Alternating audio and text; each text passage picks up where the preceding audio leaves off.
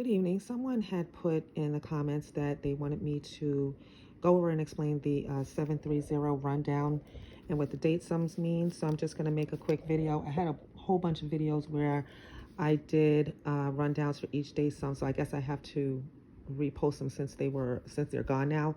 But anyway, you're going to want to start with the number 730 at the top.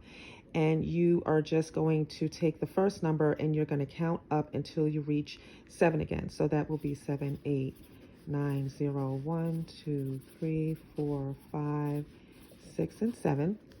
You take the number 3, you're counting up until you reach 3 again. 3, 4, 5. And in the last column, you just want to take that 0 and count up until you reach 0 again.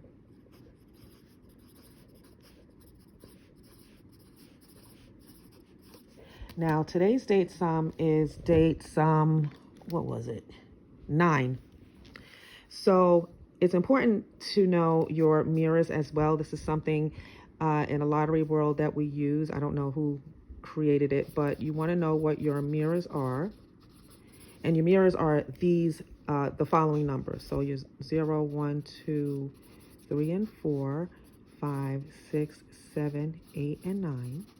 So I said that today's date sum was 9. So 4 is the mirror of 9. So you want to circle all of your 4s and 9s in your date sum rundown for today. And then you want to pick up a highlighter, and this could be any color, and you want to highlight all of the numbers that are near or sitting next to those date sum numbers. So in this example here, you're going to highlight next to the 8 and 1, which is where the 4 is in the middle. The 9 is sitting in column 1. You want to highlight in the middle. The 4 is sitting in column 3. You want to highlight in the middle. And then you're going to start all over again, highlighting to the left and right of it, middle, and then middle. And you're going to create a 730 workout with the date sums. For tomorrow, it's going to be September 10th. So,